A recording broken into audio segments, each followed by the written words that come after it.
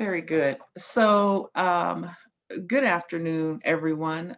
We are here, or I am here. I have the pleasure of being here and having a conversation with Miss Aluchi Njoku.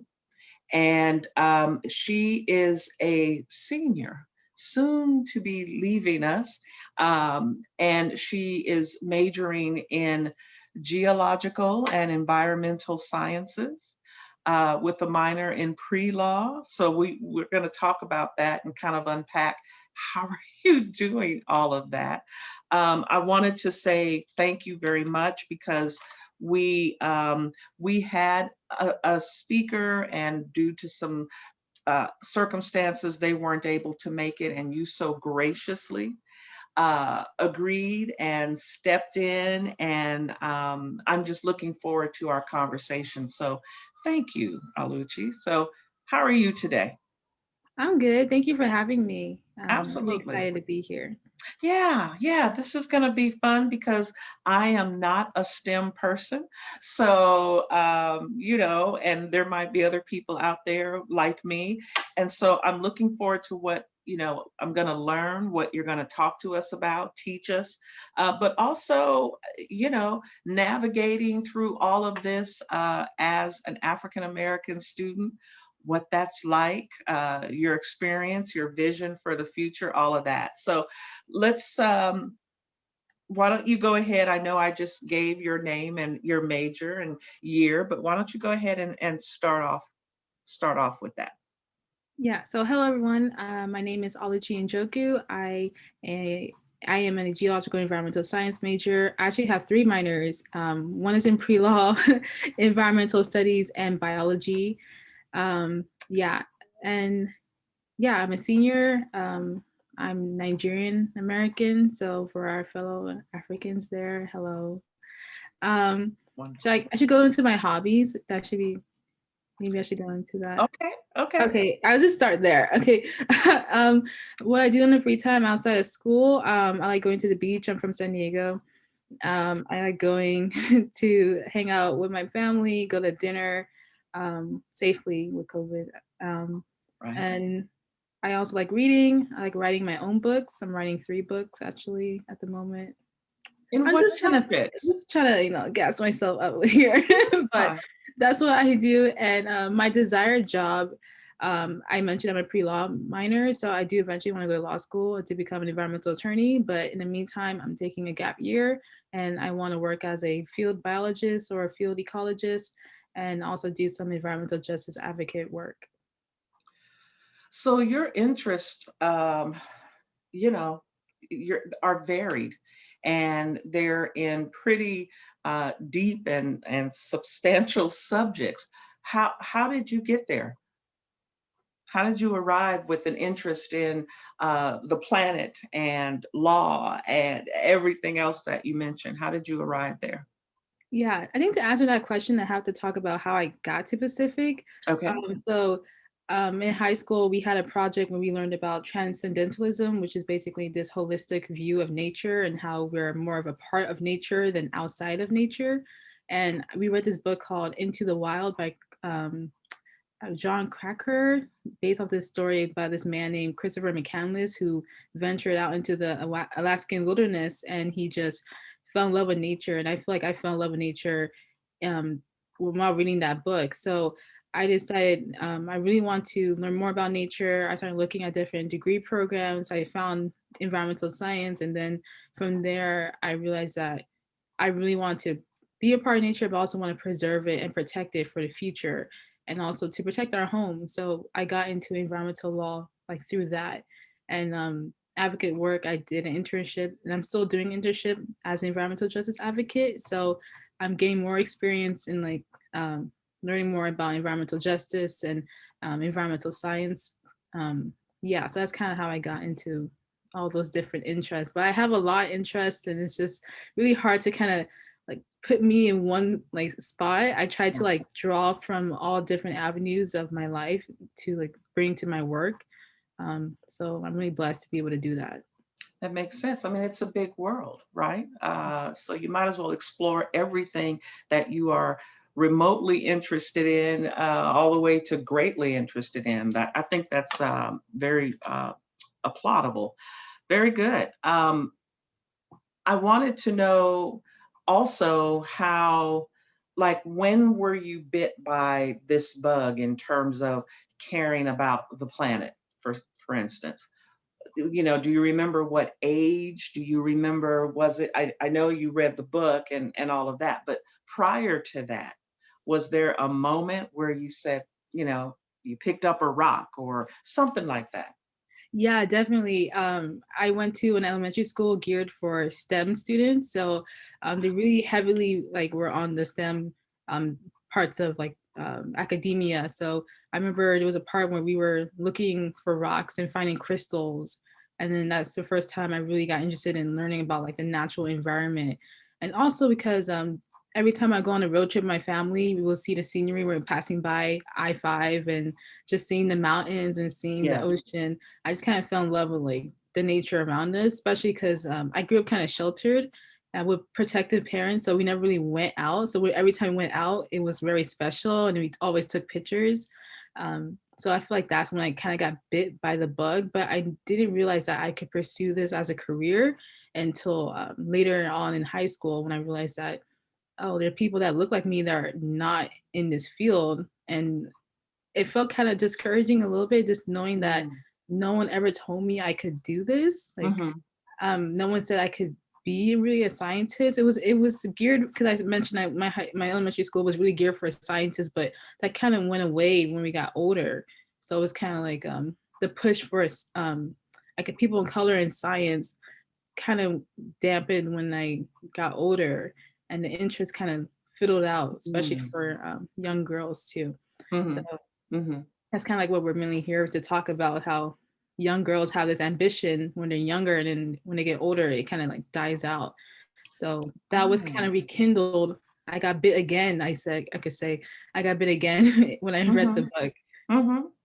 And that leads me to the next question, which is, if you, how would you suggest we go about encouraging, let's say, sixth graders and fifth graders, et cetera, to get interested or get at least excited about entering into a STEM field? How, Mhm. how, how could we do that? Is it field trips? Is it pictures? How do you plan on motivating someone to follow in your footsteps? I feel like most of the hard work starts at home. Mm. It really depends on the home environment of the people like we really want to get out there. Some people are not in a position, or kids are in a position where they can even think about wanting to be something when they're hungry at home. So I feel like we really kind of have to like really get down to the root of the issues that are maybe present. That it's not just oh they're not interested in science, or maybe they just don't have access to science. Maybe their schools don't have the right funding to get the nice equipment. Maybe they just have more problems on their plate than to just focus on just getting into sciences or getting into like technology. Mhm. So I guess my solution with that would just kind of to meet them halfway.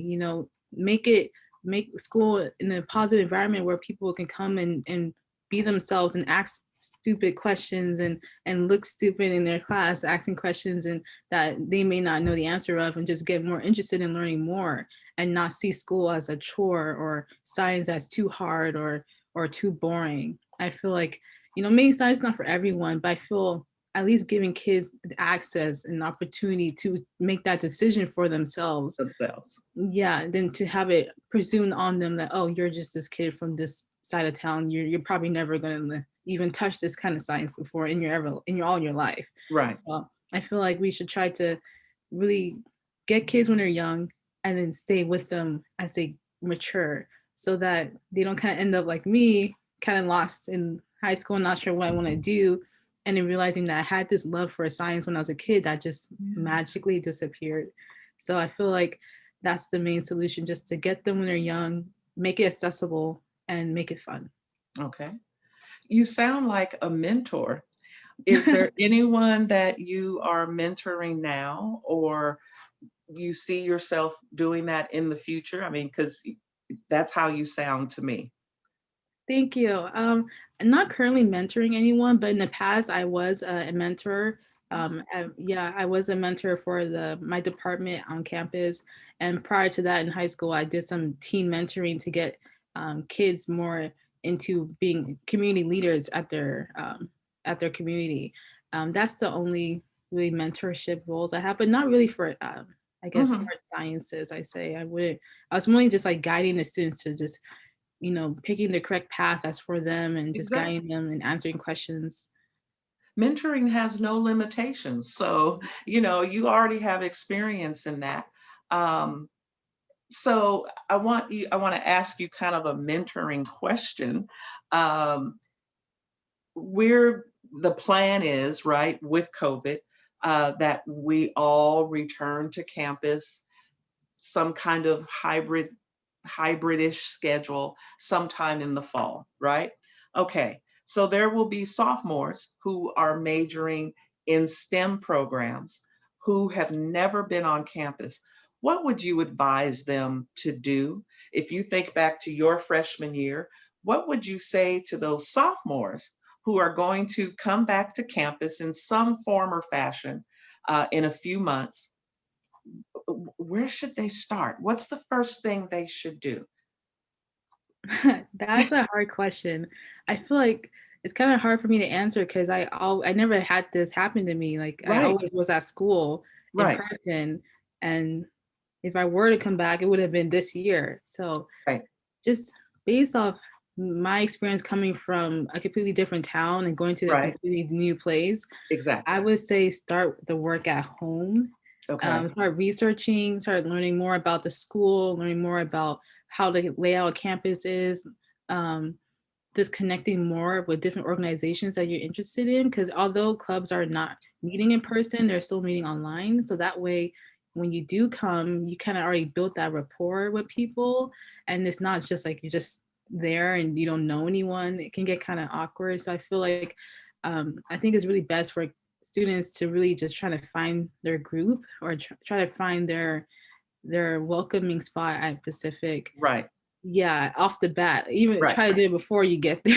Mhm, mhm, Yeah, and mhm. then when you are there, go around, check out the campus. Campus is very beautiful. It's very nice to take out walks and go and relax a little bit, and just kind of just unwind and prepare yourself for classes. And I don't really know more detail on how much in person things are going to be. It might be like a hybrid Right, situation. Who knows? right. But until Exactly. then, I think if you try to get used to the Zoom and then get used to like communicating and building connections online.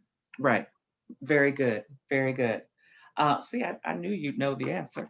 And so can you talk about some of your personal experiences in these last 4 years, uh, being a STEM major?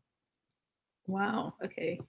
Um, I would say I originally entered Pacific as an environmental studies major, so it was STEM, but not really STEM, because I Okay. wasn't taking a lot of the science classes. I was in the BA degree, um, and then I really wanted to push myself because really I was afraid of science. Fell in love with science when I was in high school, and I was like, I'm gonna be environmental science major, and then I heard about Bio 51 and Bio 61, which is the introduction biology courses that almost every science student, at least natural science student, has to take. And Okay. I just got so frightened by the word laboratory and just the thought of just being in a class for 3 hours and feeling like, because I'm a Black student and there's not a lot of us there and there's not a lot of us in STEM. So going to class and then not seeing anyone that looks like me, it was very discouraging at times. So that was like the first year. But then I found my people, like I mentioned, find your people. I found BSS, Black Student Success, for those who don't know, or may not know. And I found them and they really encouraged me to shoot for the stars because you may feel like the world is looking at you, you're the only Black student or you're the only female student or whatever the situation may be. At the end of the day, people are here for their degree. They're Mhm, making an investment and you mhm, have to put your best foot forward or you're going to regret it. And mhm. that's why that summer, after my freshman year, I made a decision to switch to a BS and get a science degree. And then since then, it's been okay, I made it this far. So, Right. um, yeah, because most of the time these classes are kind of meant to like weed people out, um, which Really. yeah. Talk So about that a little more. yeah, it's such a complicated like idea because I don't like the idea of having to weed someone out. Oh, you suck at these Okay. classes are kind of designed to make you work really hard, unrealistically hard. So you are not meant for this major. You're not meant for this career. I don't like that. I feel like science is for everyone. Wow. And Yes. yeah, and but I do understand it because they need it for people who want to go into pre-professional programs like pre-dentistry, pharmacy. They want to make sure that if you can pass these classes, you're going to pass those graduate classes. But at the same time, Mm, it's kind of like the word goes around, if you can't make it this far, then you're probably not going to make it. You probably should just stop, drop it, withdraw, and then pick something easier. I That's one thing that I was really afraid of mostly because that usually happens to people who took like the introduction courses like Bio 51 and 61 and further on. Um, so just hearing about that and just knowing that there was an option to fail out or leave the program, I just kind of didn't like that, and I didn't want that to be my experience with science, right. the negative experience. Like, oh, Of course. I can't do it, so I'm gonna give up. I just personally, I made a decision to fight through that, and even when it was hard, and when times where I felt like I was not gonna make it, I Hmm. still made it somehow. So Right. No, for not those, somehow. How did you yeah, make it?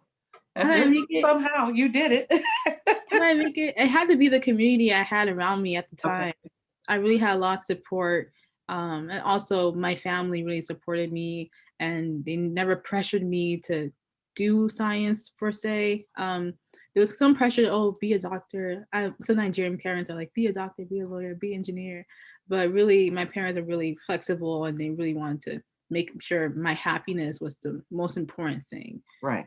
And once I realized like this is something I really wanted to do, how I made it through was just talking to my professors, you know, being in their office, like they know my name, they know my face. I'm the only Black student. You can't confuse me. There's no one to confuse me with. Um, and just getting to know them and they get to understand you more and they get to understand that you're working really hard, you put in the effort, and then the results eventually show. And for those who don't see results, then that's something that they have to look into themselves and kind of see what else is going on that they need Right. help with. And Right. that's a personal decision for them to take. But I really don't want people to just give up because it's hard off the front. Because it was hard for me and it will continue to be hard for me. But I can't face all my problems by just giving up. And isn't that to be expected? Not to not to lessen it, but it's college, it's university, it's science. Mm.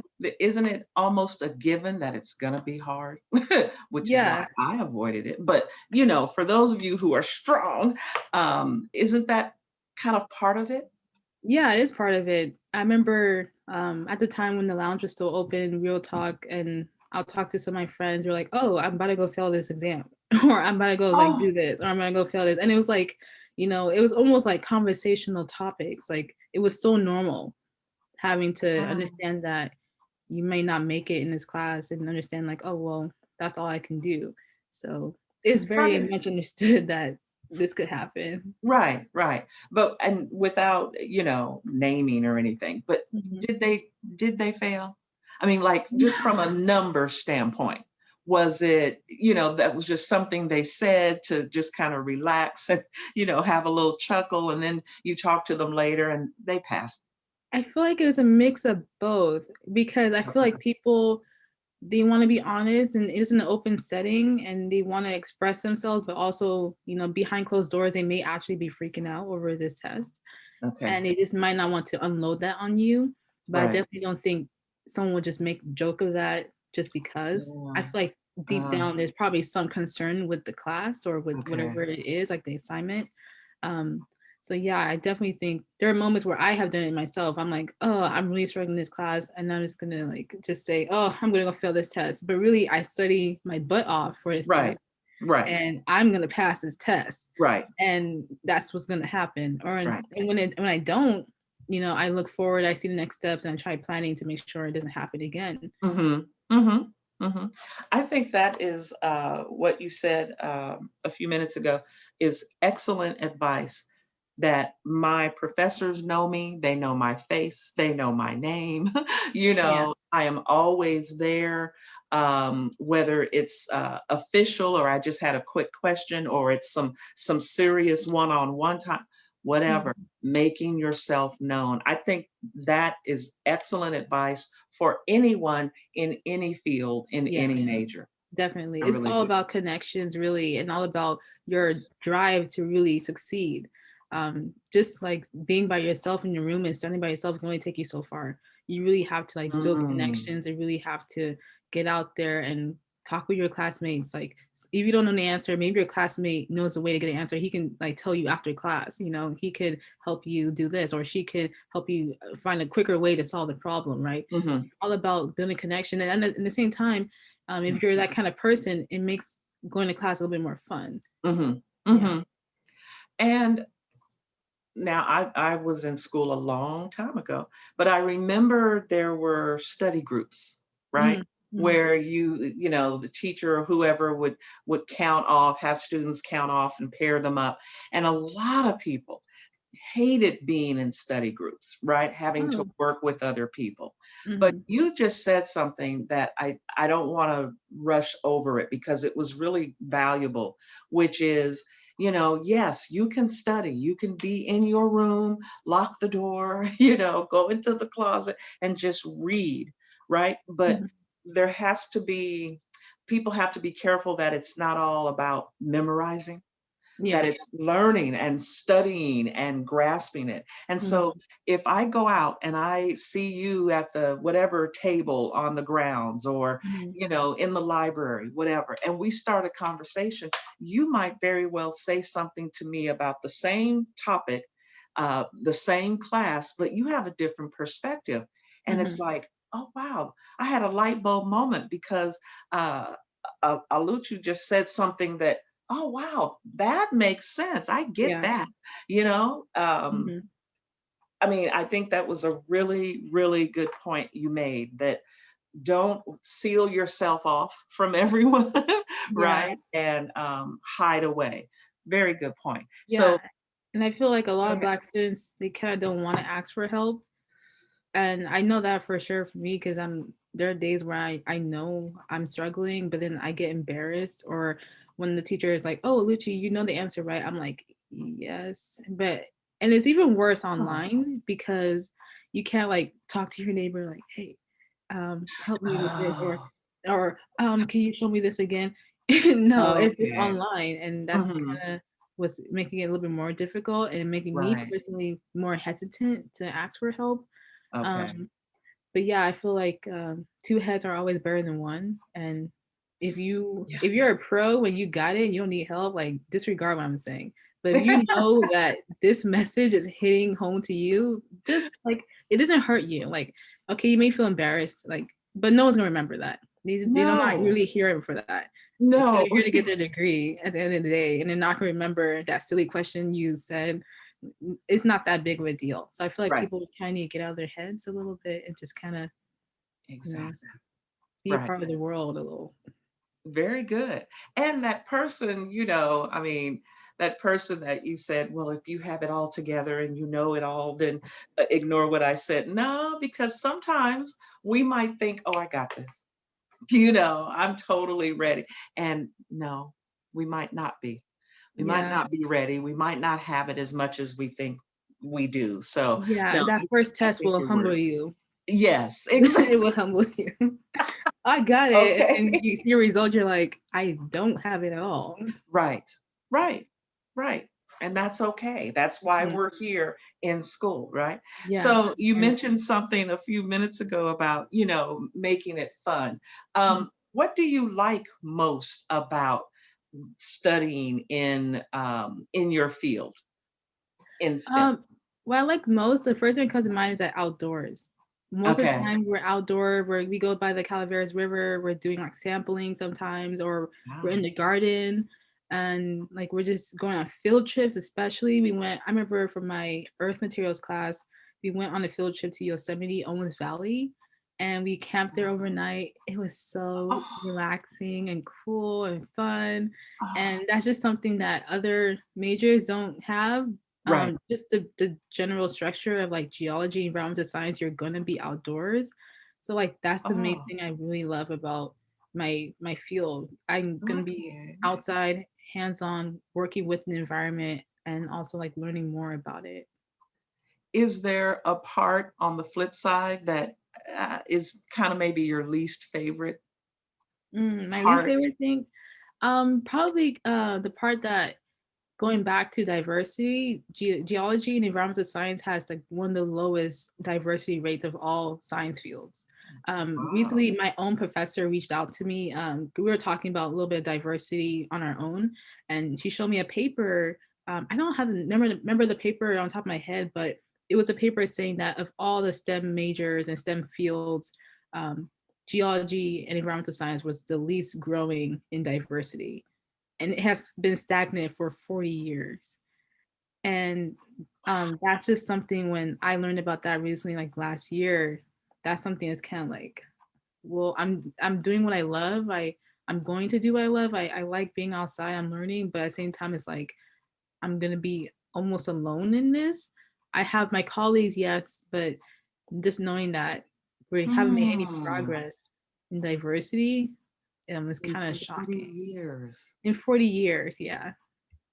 I remember that is bringing back to mind a few years ago, maybe 10 years ago, there was suddenly this big push towards Black and African American people here to go to the national parks. You mentioned the trip to Yosemite. It was Mhm, like this big drive, and I thought they were just talking about we want more people of color to go to the parks, but mhm, that would have fed it. It was that, but I'm sure they were also thinking, and we need to create more diversity in these fields. So if we can mhm, get them to the park on personal family trips, then mhm. that could lead to them entering into the field.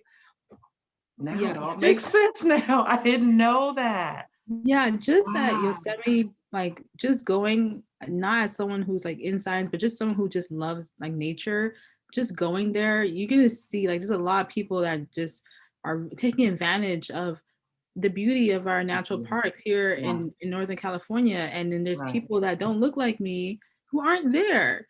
And it's I don't know if it's a matter of like ability to get there or just not really Uh, being like well like averse with nature or just never having the experience to do it because you just never were exposed to it.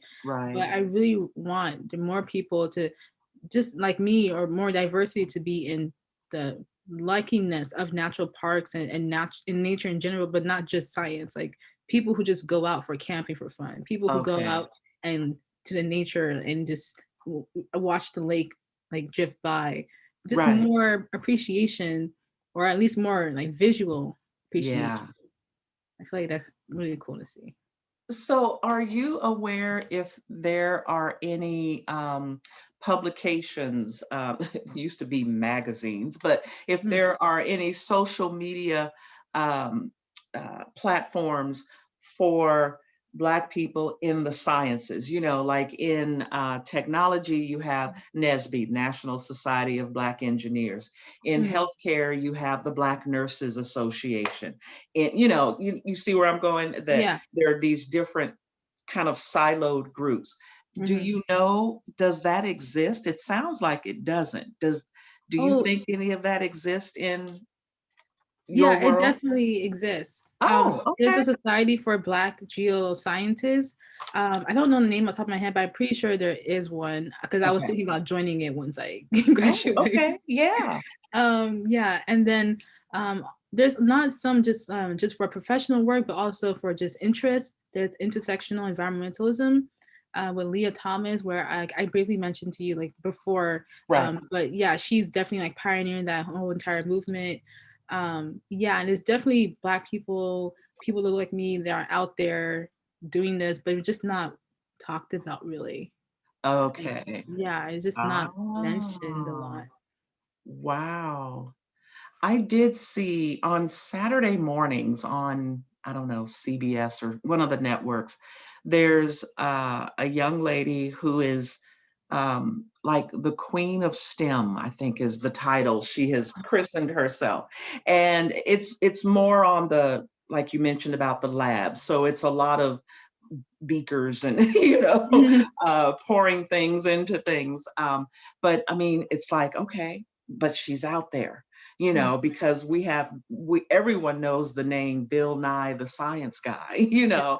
but who else is there? And Neil then deGrasse Tyson. He's an Neil astrophysics. deGrasse Tyson, He's an right? astrophysics. Exactly. And I just read up on another Dr. Claudia Alexander. She passed away in the last few years, but she was a black female astrophysicist, and Mm, never heard her name before. yeah, I never All heard I of know. that before.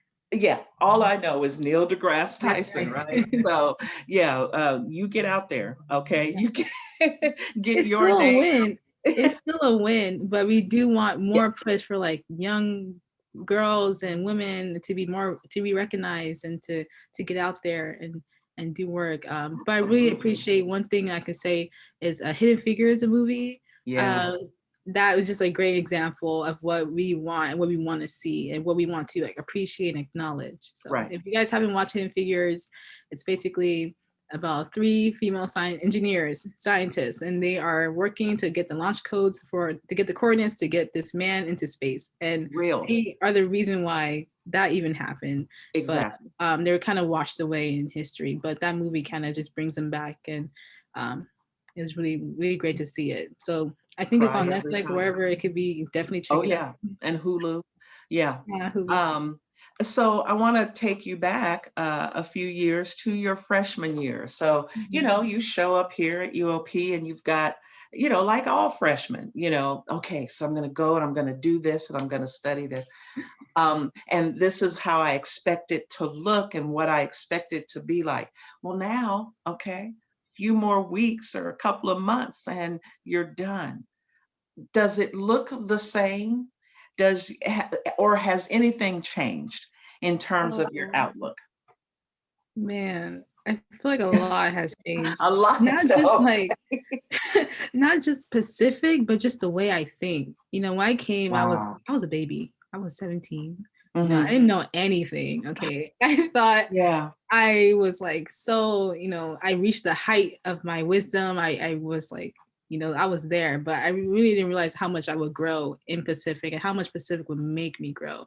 Um, Wow. through adversity and also through triumph at the same time. So Wow. um, looking at Pacific, I guess when I was 17, I was really just bright eyed and just ready to go out. I'm 400 miles away from home, the furthest Right. I've ever been Right. for like the longest time by myself in a completely different town. I don't know anyone. And it was very like sad just like seeing my parents drop me off and then they go and I'm like, I have to make them proud. And that Like they're was it. investing in me and I have to like do my best and I have to come out and conquer everything.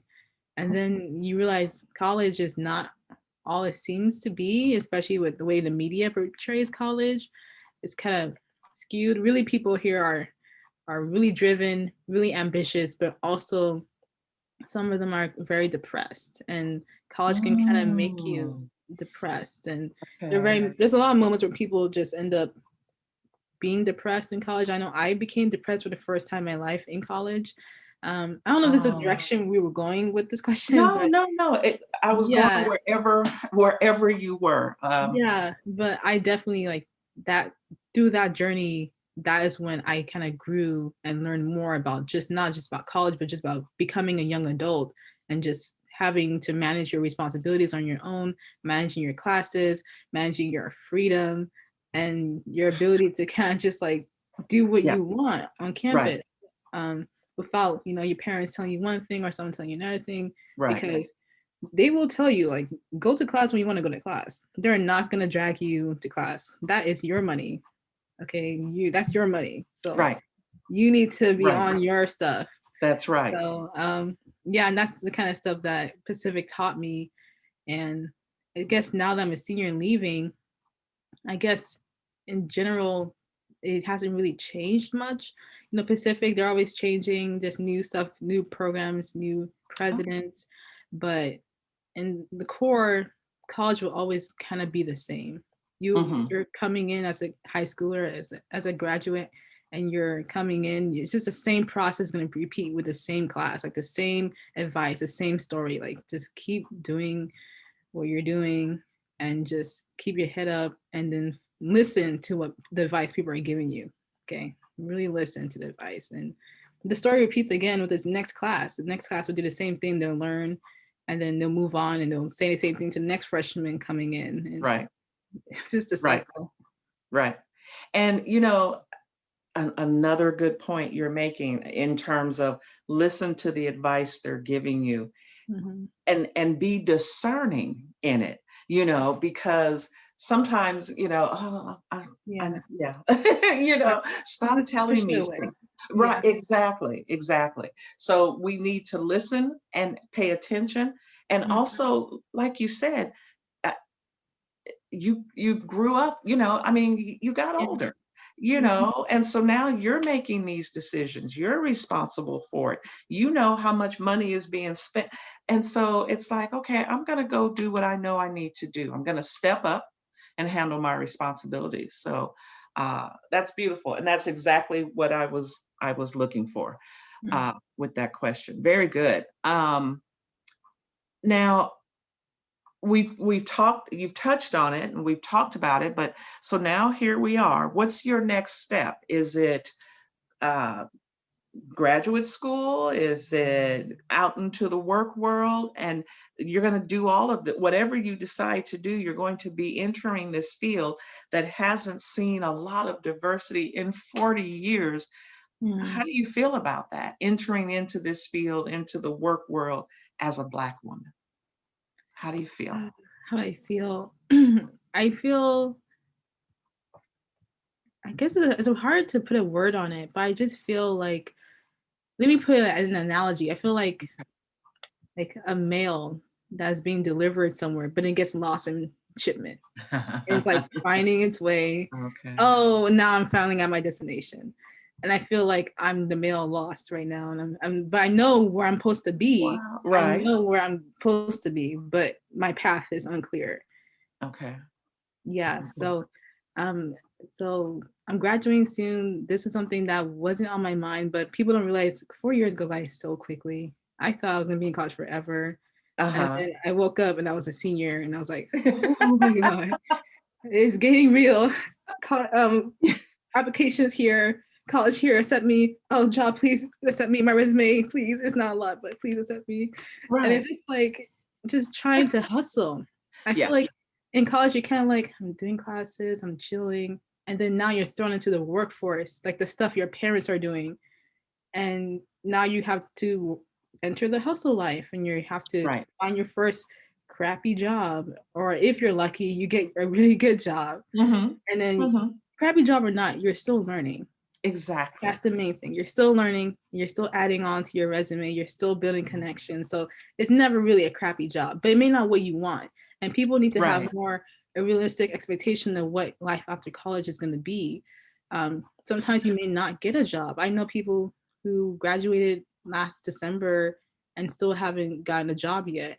So it's Right. really all about just preparing yourself in that sense. But as a Black woman, I would say preparing yourself for both entering the workforce, but also entering the workforce as a Black person, knowing that people may not be ready to have you because they haven't had anyone that looked like you before. You may be the first, or you may Right. be the second, third, fourth that has left, or whatever it could be.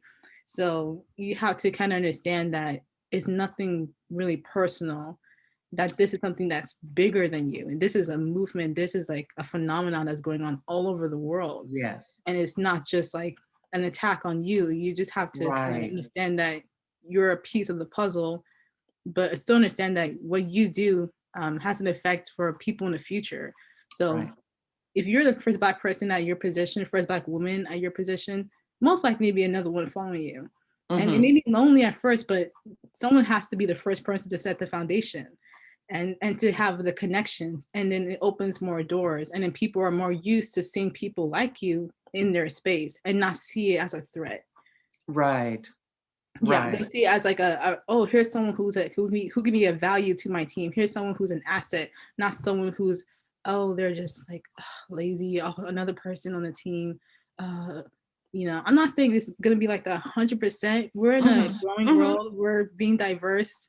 We have seen the changes in the past like year or so, past couple of months. So there are definitely allies all over the world, but still realize like there are people here regardless of who you are or what race you are, they still want you to fail.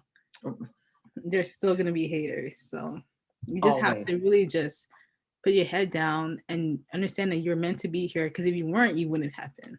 That's right. Yeah. That's right. And let them use that energy to hate. You go ahead and hate over there. Yeah. I'm over here. And Literally, yeah. What I love to say is what people think of me is none of my business. What oh, None of my business. Like what you think about me, how I did that project, how you didn't like what I said, that is none of my business. Okay. I'm here to take criticism. I'm here to improve. But if you're gonna talk about something about my race, if you're gonna make me feel bad, passive aggressive me, belittle me in front of my colleagues, like say things behind my back, that's none of my business.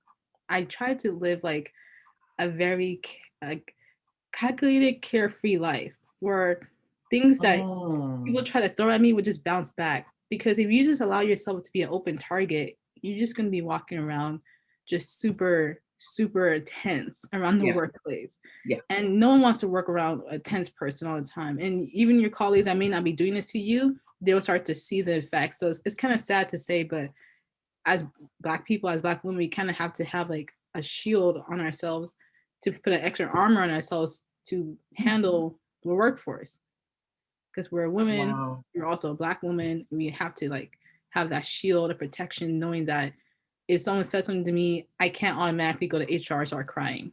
You know, this is something that just happens.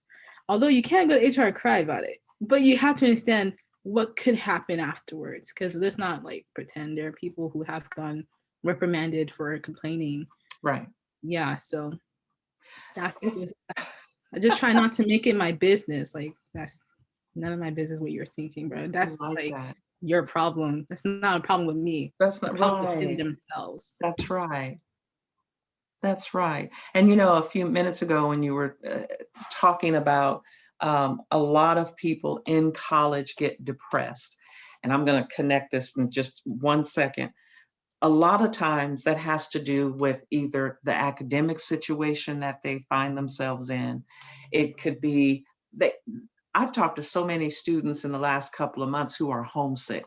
And you know where they live? Like in the Bay Area. They Oh live wow. here in the Bay Area, but they're 17, it's their first time, away from home, or 18 because they haven't been on campus this year, but before they were really, gee, I miss my mom. I miss mom's cooking. I mean, it could be Yeah. so many things. I tried out for the team, for the sports team, and I didn't make it. I didn't make the cut. I mean, there's so many things kind of coming at us, Hmm. at, especially at this age in a college setting. Um, and I just want to make sure people know it's okay, because when you talked about the armor, I told you I'm going to this conference, and there was a class this morning, a workshop that talked about being unapologetically Black, to the Mm. point where this particular doctor, Dr. K is what she goes by, and she was saying, a lot of times the pressure we feel and how depressed we may feel comes from the fact that we're always held up as the strong Black woman, right? We got to be the strong Black woman. But the point she was making in this workshop is, we're still human. Yeah. We're still human. Things still bother us. Things Mhm. still break us down, make us cry, make us angry, make us whatever, And so that's totally normal. All I want to kind of get out of that is, if you are feeling some kind of way, go talk to someone. Find someone to talk to, you know, call me, find someone to talk to. Don't feel like you just have to carry whatever it is all on your shoulders and you can't give in because, Mhm. you got to be strong. Yeah, Yes, we do. We do. And we have a history. Black women have a history of yeah, that. But it's getting to where it's almost like if you show any kind of humanness, then, oh, you're not a strong Black woman. You're weak, yeah, or there's something wrong with you. No, I'm yeah. just human. Mhm. And I also want to say that Pacific has a great department for psychological services. So it's called CAPS, and it's free for students. And it's best to sign up right when the semester is starting or the year is starting, because their spots get booked up so quickly. Even if you don't Really? feel like you have anything to complain about, or to not complain, I don't want to say complain, discuss about with a therapist or talk about, you never know what happens. It's always good just to talk to someone just about anything.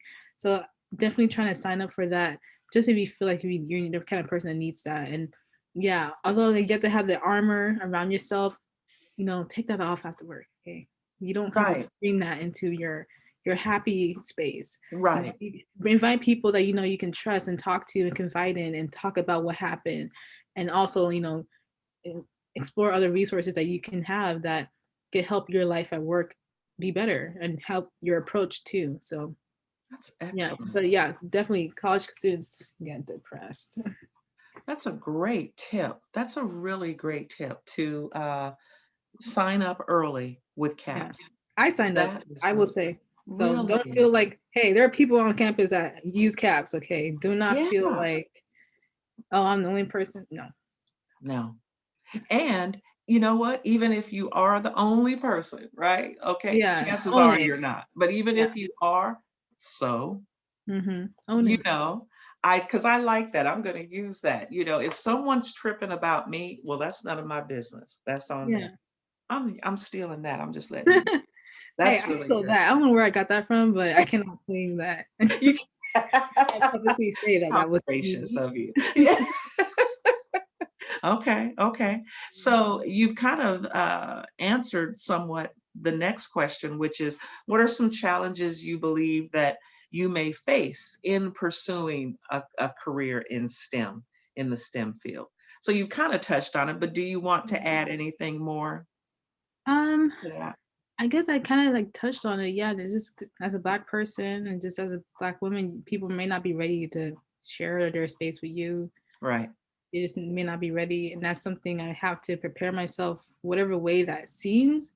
Whether it's to I think YouTube's a good resource. A lot of black YouTubers talk about their experience in the workforce and how they overcame issues.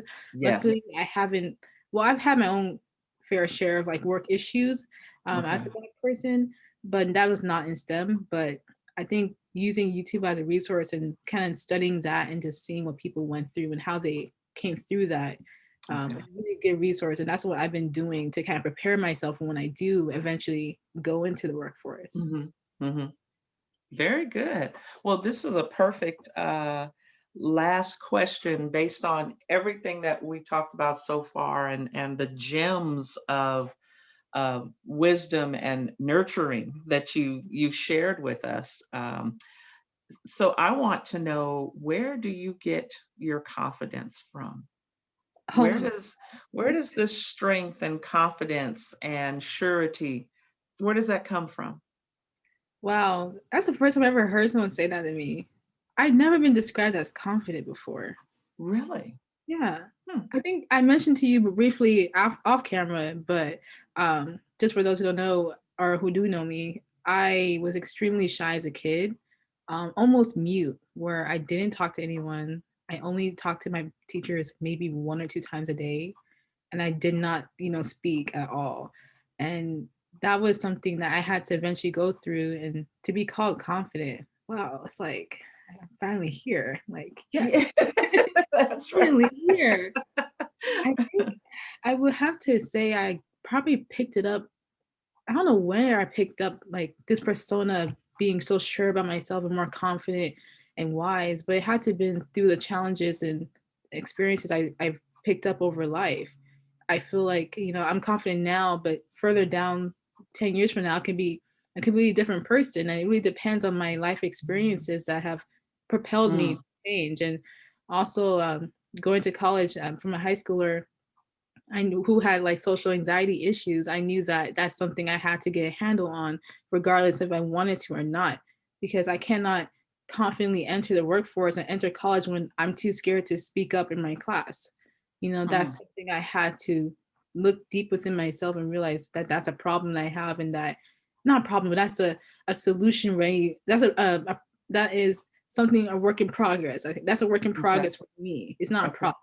It's a work in progress, and that's something that I have to work on it and not just kind of push it aside. So I think in college eventually that kind of came out when you're forced to do your presentation, you're forced to get out there, and you're forced to Mm, really grow and put yourself in an uncomfortable position. And right. I think me tackling all those minors and tackling all those roles I had at Pacific really forced me to step out my comfort zone and to learn from other people and really grow. Hmm. From there, it kind of translates as being confident and sure of myself, which I'm really happy that it does. Yes. Yes. I see it. It's there. And I've learned a lot just from the this conversation and the previous conversations we've had.